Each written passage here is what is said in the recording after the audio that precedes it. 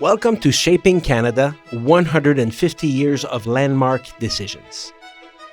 The Canada we know today wasn't built by chance, argument by argument, judgment by judgment. It was forged by law within a unique justice system born from the union of the civil law and common law and increasingly Indigenous legal traditions. In this series, we mark the Supreme Court of Canada's 150th anniversary by decoding some rulings that defined our rights, our freedoms, and our collective identity. From criminal law to Indigenous rights and the division of powers, the decisions we chose to share with you are not just ancient history, they still shape our reality today.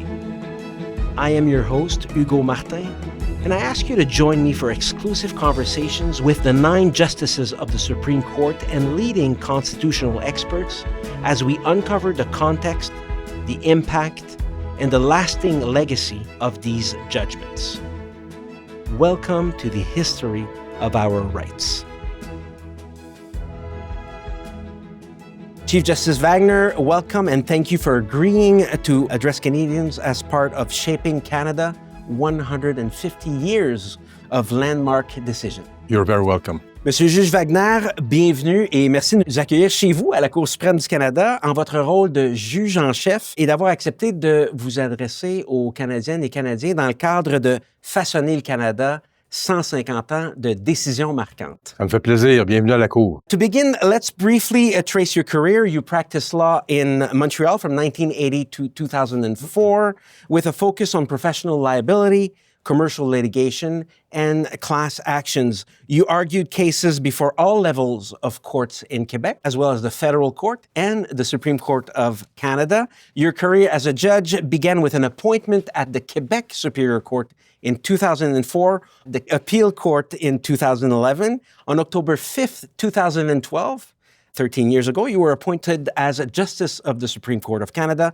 and on December 18th, 2017, you were sworn in as Chief Justice. Please tell us more about your motivations. I never in my wildest dreams thought that one day I would be appointed to the Supreme Court of Canada, and even less to be appointed as Chief Justice of Canada. Never. You have to take any opportunities that are presented to you. But at first, I was very much interested in practicing law. I wanted to go to court.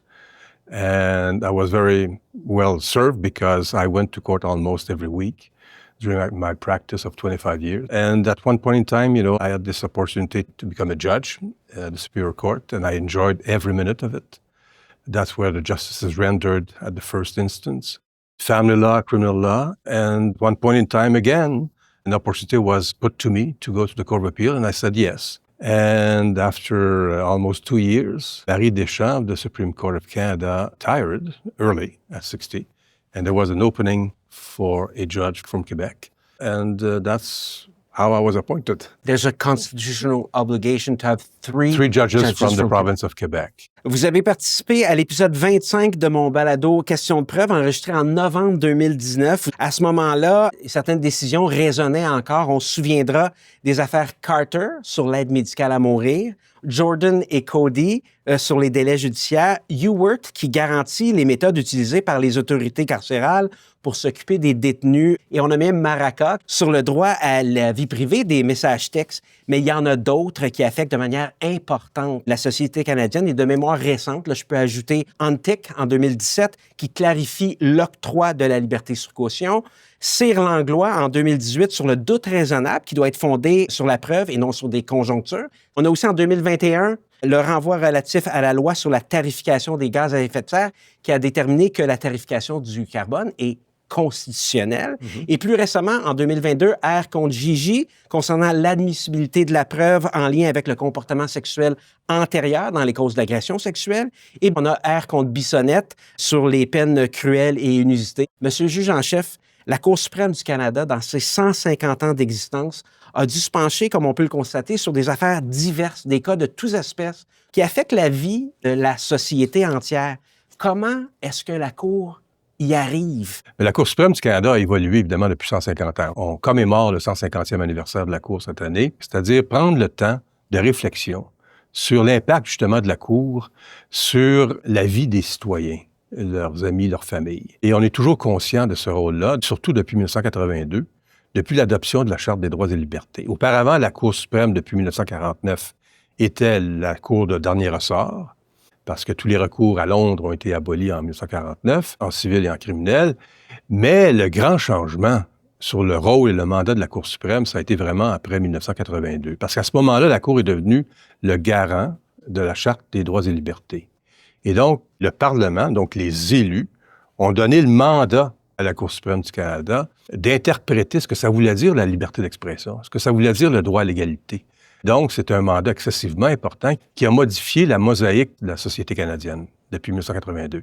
Vous avez référé à plusieurs décisions qui ont justement eu un impact fondamental sur la réalité des Canadiens et des Canadiennes, dans plusieurs domaines, que ce soit social, la santé, le droit criminel, le droit administratif. D'ailleurs, vous avez énuméré plusieurs décisions d'importance tantôt. Vous en avez oublié une, et je vous la rappelle, Vavilov. Et Vavilov, je vous en parle parce que Vavilov, c'est en droit administratif. C'était de savoir jusqu'à quel point, effectivement, un tribunal d'appel peut intervenir dans les décisions des décideurs de première instance, là, en matière d'immigration, en matière de régie, premier niveau d'intervention d'un organisme judiciaire ou quasi-judiciaire. C'est là où les citoyens canadiens ont le plus d'intervention. En d'autres mots, c'est là où ils vont se présenter la première fois le plus souvent. Et donc, c'était important de clarifier la situation. Alors, Vavilov, pour peut-être résumer brièvement ce que ça veut dire, c'est qu'en droit administratif, un arrêt d'Osmer qui avait été rendu plusieurs années auparavant, qui prévoit dans quelles circonstances une cour d'appel doit intervenir pour changer une décision d'un décideur. Et ça a causé beaucoup de problèmes dans la jurisprudence. La jurisprudence de la Cour suprême a été critiquée, probablement à bon droit, parce que c'était pas clair, parce qu'il y a eu des décisions subséquentes qui ont nuancé les décisions antérieures. Finalement, il y avait beaucoup de critiques. Et moi, quand je suis devenu juge en chef en 2017, une de mes premières choses que j'ai fait, j'ai dit à mes collègues, il faut régler cette histoire-là. Il faut clarifier ça. Et parce que c'est le port d'entrée des citoyens canadiens, donc il faut clarifier la règle. Mais ce n'était pas une tâche facile. Alors, on a cherché les dossiers dans lesquels on pourrait effectivement clarifier les choses. On les a trouvés. Et pour la première fois dans l'histoire de la Cour, lorsqu'on a accueilli les appels, la permission d'appeler, on a indiqué qu'on invite tous ceux qui sont intéressés à intervenir devant la Cour. Et donc, on a eu pendant 2 jours des auditions. J'ai nommé un amicus curiae. Il y avait plusieurs positions différentes, mais on a réussi avec beaucoup de travail à ramener ça et on est arrivé avec l'arrêt Vavilov qui a clarifié beaucoup les circonstances dans lesquelles un tribunal d'appel peut intervenir. Et ça, je pense que c'est une question d'accès à la justice. Et j'étais très heureux que moi et mes collègues, on a pu avoir cette décision-là, une grande majorité, 7-2, dans le domaine du droit administratif. Donc, ça vous montre jusqu'à quel point, effectivement, on était conscient de l'importance et de l'impact des décisions de la Cour sur le quotidien des gens. You co-chaired the Action Committee on the Administration of Justice in response to COVID-19. That committee undertook crucial work to enhance access to justice by introducing innovations and changes, notably allowing more accused persons to appear via video conference, streaming the telewarrant process, and using technology for drawing names during jury selection. What key lessons from that period do you believe will have a lasting positive impact on the way courts will operate? And as far as I know, some of these innovations are still in place today. The pandemic was a very strong agent of change. Everything closed, the world and the courts. So that's why I phoned the Attorney General of Canada, Mr. Lametti, in those days, and we said, we have to do something. Because the people were waiting for their criminal trial by jury. Some people were waiting for the alimonies, for the custody of children in family matter, and so on and so forth. So there were urgent matters to attend. And we decided to set up this special committee. It was the first time that the judiciary and the executive and legislative branch worked together while respecting the separation of powers. So the pandemic was useful in that sense. It showed that we can do it. Every month we were meeting by visio, of course, at distance.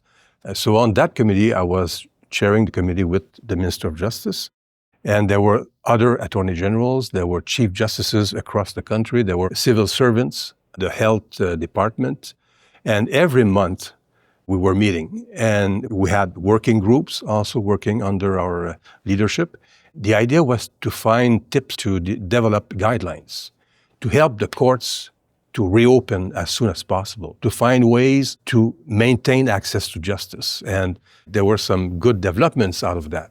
For instance, there were some amendments to the criminal code, which allowed accused to appear by visio. Here at the Supreme Court, we had this technology, hearing by visio, since 1987, but nobody was using it because every lawyer in Canada wanted to come here in person to argue cases. And many other courts in Canada started to use that as well to continue to reopen their courts and to keep access to justice. So one of the good sides of the pandemic was that we could work in a different manner. And now that the pandemic is behind us, I would hope that we would keep the good tools for the future. So here at the Supreme Court, of course, the lawyers of the parties can come and argue their cases, but all the interveners appear by visio. And they have 5 minutes, mind you, so it's a question of access to justice as well. A lawyer from Vancouver should not come here in Ottawa for 5 minutes. So I hope that the technology will be much more used in the future to support access to justice. La Cour suprême du Canada est aux premières loges des soubresauts et de l'évolution de la société canadienne depuis 150 ans.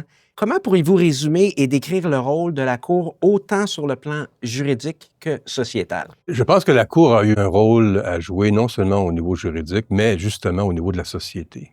Il y a eu tellement de décisions depuis 1982, même dans les dernières années, sur les questions de conditions dans lesquelles un accusé peut reprendre sa liberté en attendant son procès, toute la question des peines minimales, etc. Le dossier Carter, c'est la Cour suprême qui a renversé sa propre décision. Qui a renversé sa décision. En se posant la question, est-ce qu'on peut renverser notre propre décision? Tout à fait. Et ça prouve à quel point la Cour a été capable d'évoluer et de s'adapter aux besoins de la société.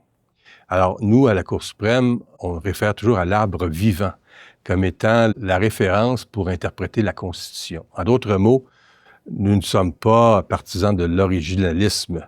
Donc, la Constitution a été écrite en 1867, il y a une Constitution en 1982, il y a une Charte des droits qui a été adoptée, et on doit interpréter la Charte en fonction de l'évolution de la société. En matière d'aide médicale à mourir, par exemple, le dossier Rodriguez, fin des années 80, la Cour suprême a décidé que les dispositions du Code criminel qui interdisaient l'aide médicale à mourir étaient constitutionnelles à 5 contre 4. En 2016, à 9-0, donc une cour unanime, on a renversé cette décision-là. Mais on ne peut pas faire ça pour n'importe quelle raison. On le dit dans l'arrêt Bedford, entre autres, en matière de prostitution, qu'on peut renverser un précédent dans la mesure où il y a un changement fondamental dans la société, une évolution des attentes. Ça peut être également une évolution de la science. En matière de santé, l'aide médicale à mourir, il y a eu 1 an de preuves devant le premier juge, ce qui n'était pas le cas dans le dossier de Rodriguez auparavant, établissant toute l'évolution de la médecine dans ce domaine-là. Et donc, ça prouve que la Cour peut changer ses précédents, mais ça prend des circonstances très particulières. On ne peut pas le faire pour n'importe quelle raison, selon la nature du banc, selon l'identité des juges sur le banc, parce que les citoyens ont besoin d'une pérennité, ont besoin d'une stabilité de la jurisprudence, ils doivent savoir quels sont leurs droits et obligations. Et on ne peut pas les changer comme ça du jour au lendemain. Mais ça prouve qu'on peut évoluer. C'est ce que je remarque, moi, de la Cour suprême depuis sa création. On a, depuis votre nomination, mis en place plusieurs initiatives pour améliorer la communication de la Cour suprême, notamment en publiant les résumés en langage clair, les décisions qu'on appelle la cause en bref, en tenant aussi des audiences à l'extérieur du Canada pour rendre la Cour plus accessible aux Canadiennes et aux Canadiens. C'est quoi l'intérêt de ces initiatives-là pour vous? Les tribunaux ont besoin de la confiance du public. Si les citoyens n'ont plus confiance dans leurs institutions, et notamment dans les tribunaux, c'est le début de la fin. Mais la confiance, ça se mérite, ça s'impose pas. Et donc, c'est difficile d'apprécier quelque chose, d'avoir confiance dans quelque chose qu'on ne connaît pas. Et donc, c'est la raison pour laquelle, moi, j'ai pris le pari, comme mes collègues, puis d'autres tribunaux aussi au Canada, de faire connaître les tribunaux, et notamment la Cour suprême. On n'a rien à cacher, on est très transparent, mais j'aimerais que les gens le sachent. Alors, j'aime que les gens sachent qui on est, qu'est-ce qu'on fait et pourquoi on le fait. Et donc, il faut que les citoyens comprennent nos décisions. Alors, vous avez parlé de la cause en bref, ça a été un grand succès. Moi, je me suis dit, on va expliquer aux citoyens qu'est-ce que ça veut dire une décision de la Cour, mais en langage clair. Il y a eu d'autres initiatives aussi. Là. Il y a la revue annuelle qui explique aux citoyens qu'est-ce qu'on a fait durant la dernière année, qu'est-ce que la Cour a fait, qu'est-ce que l'on peut s'attendre également de la Cour dans les prochaines années. On a amené la Cour à l'extérieur d'Ottawa pour siéger. En 2019, effectivement, puis en 2022. Les deux premières, c'était lorsque les 9, on a siégé, on a entendu des causes à Québec et à Winnipeg. Pourquoi?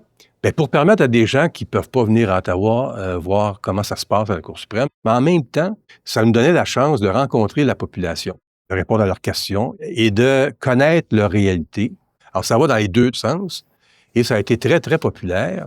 Cette année, pour notre 150e anniversaire, on a décidé que moi, j'irais avec 2 de mes collègues rencontrer dans 5 régions différentes la population. Alors, on a été à Victoria, on a été à Moncton, Yellowknife, Sherbrooke, et Thunder Bay également. On rencontre la population qui est invitée à venir nous rencontrer dans un centre public pour nous poser des questions. On rencontre les étudiants en droit.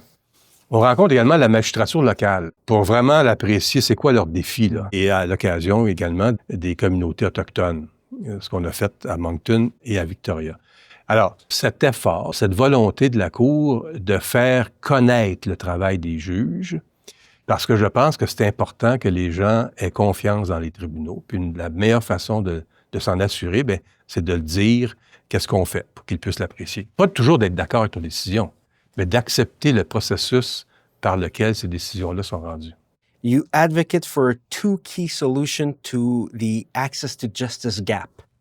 More government funding for legal aid and a greater commitment for pro bono work from the legal profession. How do you see the ideal balance between the government's responsibility and the legal profession's obligation? That's a good question because for many, many, many years, governments, not only in Quebec, in Canada, but everywhere in the world, society is governed by democracy. The governments did not invest in the justice system enough. They invested in health, invested in education, and that's perfect. But the justice system was always the parent pauvre of the society. And that's why we came up with many problems, and that's why the court was obliged in a way to release Jordan. There were not enough judges, there were not enough means, not enough tools for judges, not enough courthouses, there were not enough resources.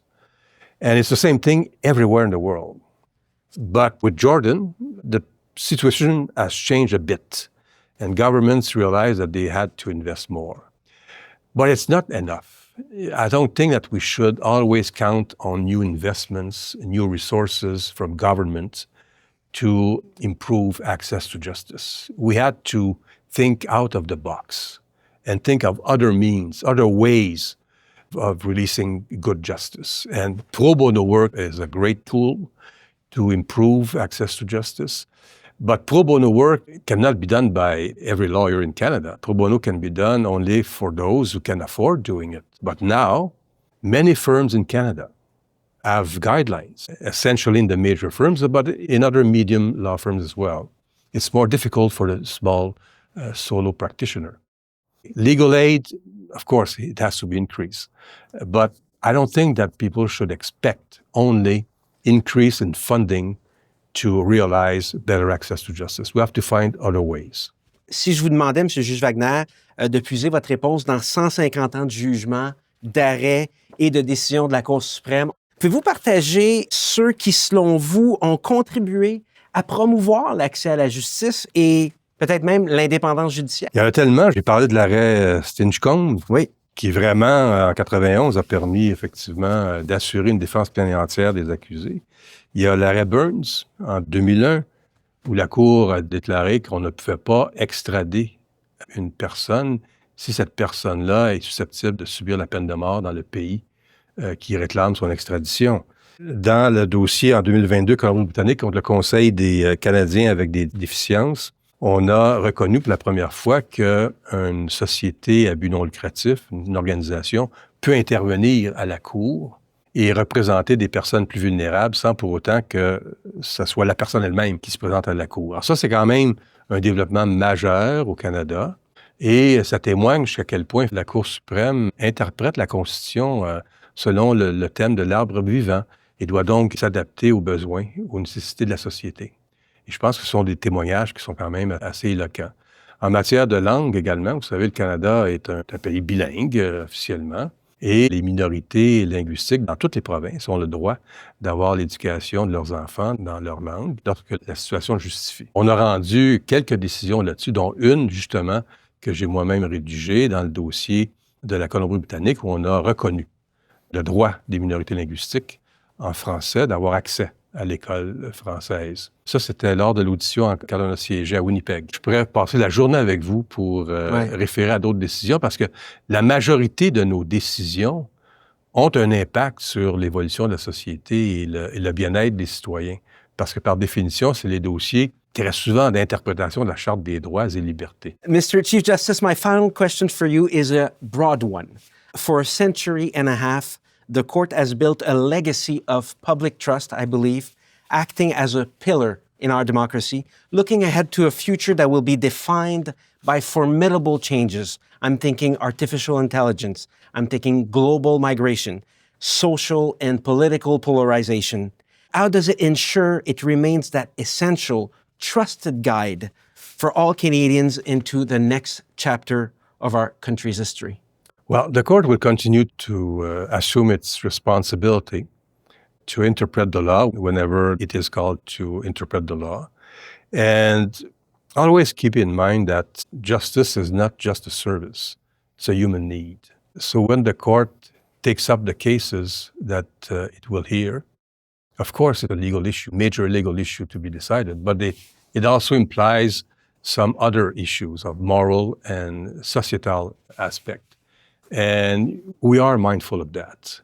And I believe that at least since 1982, the court has shown and will continue to demonstrate that it will be available whenever a legal battle happens dealing with legal and moral and societal issues. Monsieur Juge en chef Wagner, un grand merci pour cet entretien mémorable. Longue vie à la Cour suprême and all the best for its 150th commemoration. Thank you very much. Merci beaucoup. Thank you for joining us for this episode of Shaping Canada, 150 Years of Landmark Decisions. As we've explored today, the law is not static, it is living. Every Supreme Court ruling adds another stone to the foundation of our society. For links to the decisions discussed and more information about our guests, visit shaping-canada.ca and make sure to read the show notes. Subscribe on your favorite podcatcher so you don't miss any part of this series marking the 150th anniversary of the Supreme Court of Canada.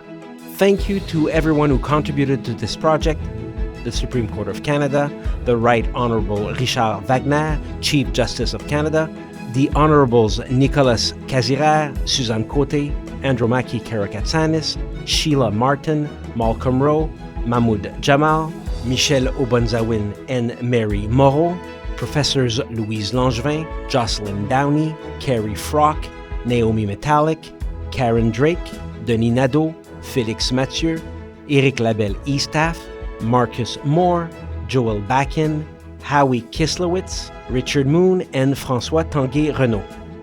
Thank you to Maître Michel Lebrun, Miss Sandrine Raymond, Laurence Laperrière, and Laurence Thériault, Mr. Peter Warren, and our producer, Constance Saint-Pierre. This project has been made possible by the Government of Canada. I am Hugo Martin. Until next time.